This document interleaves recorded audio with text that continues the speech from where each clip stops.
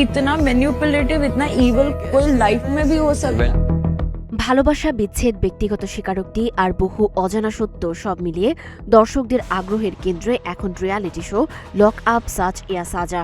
Show শুরুর পর থেকে নিজের ব্যক্তিগত জীবন নিয়ে একের পর এক বিস্ফোরক মন্তব্য করে আলোচনায় অভিনেত্রী আকাঙ্ক্ষা চামোলা। আর এবার সেই আলোচনায় যোগ হচ্ছে নতুন মাত্রা, কারণ বিশেষ অতিথি হিসেবে শোতে হাজির হচ্ছেন তার স্বামী অভিনেতা গৌরব খান্না। ফলে প্রশ্ন একটাই, মুখোমুখি হয়ে কি বলবেন এই দুই তারকা?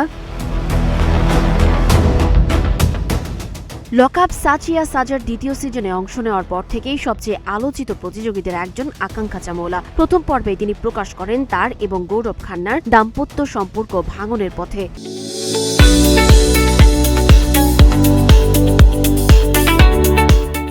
আকাঙ্ক্ষার ভাষ্য, গত 1 বছর ধরে তারা আলাদা থাকছেন, তবে সম্পর্কের তিক্ততা নয় বরং ভিন্ন জীবন দর্শনের কারণেই এই সিদ্ধান্ত নিয়েছেন দুজন।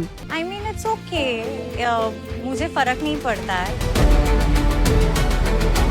আকাঙ্ক্ষা জানান তাদের মধ্যে এখনও যোগাযোগ রয়েছে এবং একে অপরের প্রতি সম্মানও অটুট। তবে জীবনসঙ্গী হিসেবে তারা আর নিজেদের উপযুক্ত মনে করেন না। শুধু দাম্পত্য নয়, প্রেমের জীবন নিয়েও খোলামেলা কথা বলেছেন এই অভিনেত্রী। শোতে সহ প্রতিযোগীদের সঙ্গে আলাপচারিতায় তিনি বলেন, প্রেমের ক্ষেত্রে নিজেকে সবসময় দুর্ভাগা মনে করেন।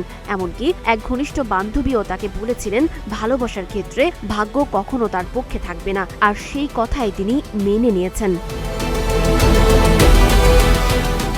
এরপর আরও একটি ব্যক্তিগত তথ্য প্রকাশ করে নতুন করে আলোচনার জন্ম দেন আকাঙ্ক্ষা। তিনি জানান, বিয়ের আগেই তিনি নিজের উভকামী পরিচয় সম্পর্কে সচেতন ছিলেন এবং অতীতে কয়েকজন নারীর সঙ্গেও সম্পর্কে জড়িয়েছিলেন। আকাঙ্ক্ষার এসব স্বীকারোক্তির পর সামাজিক মাধ্যমে শুরু হয় ব্যাপক সমালোচনা। তবে বিতর্কের মাঝেও স্ত্রীর পাশে থাকার বার্তা দিলেন গৌরব Khanna. Bisexual. That's her secret. This we will keep to ourselves. But now it's used. She told me. So do uski lifeline khatam. গৌরব বলেন, পরিস্থিতি যেমনই হোক তিনি এখনও আকাঙ্ক্ষাকে আগের মতোই ভালোবাসেন এবং সবসময় সমর্থন করবেন। একবার কাউকে ভালোবাসলে সেই মানুষটির থেকে মুখ ফিরিয়ে নেওয়ার মানুষ তিনি নন বলেও মন্তব্য করেন এই অভিনেতা।